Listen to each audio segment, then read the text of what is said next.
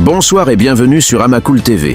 Ce 21 octobre, la localité d'Inadiatafan, située dans le cercle de Gourma-Rarous, région de Tombouctou, a été le théâtre d'une série de frappes de drones effectuées par l'armée malienne. 3 frappes distinctes ont visé le marché du village, dont 2 ont touché des véhicules transportant des céréales destinées à la vente, tandis qu'une 3e a frappé l'intérieur du marché local, causant la mort de 5 civils, dont 2 nourrissons, le premier âgé de 6 mois et le second de 7 mois seulement. La frappe a également coûté la vie à 2 autres enfants, âgés de 7 ans et de 11 ans. Un adulte, Ibra Ag Al-Hassan, a également succombé à ses blessés. Le nombre de blessés s'élève à 20, dont 5 dans un état critique. Leur pronostic vital est engagé. Parmi les victimes, 2 nourrissons ont succombé à leurs blessures.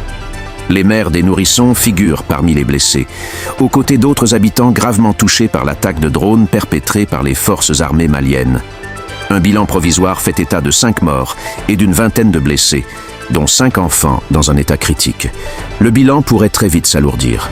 En outre, le même jour, le groupe terroriste JNIM, affilié à Al-Qaïda, a revendiqué une attaque contre un poste de contrôle de l'armée malienne à Dioura, dans la région de Mopti. Selon le JNIM, le poste serait désormais sous son contrôle. Parallèlement, dans un autre drame humanitaire, l'Algérie a récemment expulsé des milliers de réfugiés azawadiens vers la ville de Tinzaouaten, dans des conditions extrêmement difficiles.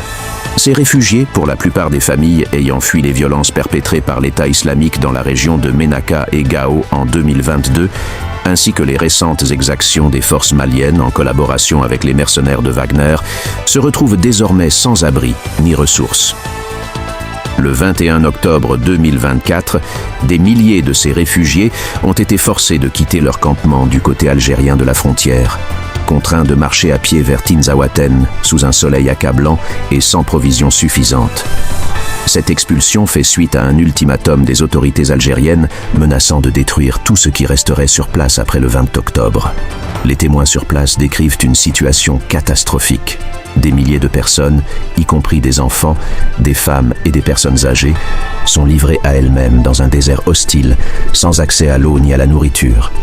Beaucoup craignent une aggravation rapide de la situation si une aide humanitaire adéquate n'est pas rapidement acheminée. Merci de nous avoir suivis, à très bientôt.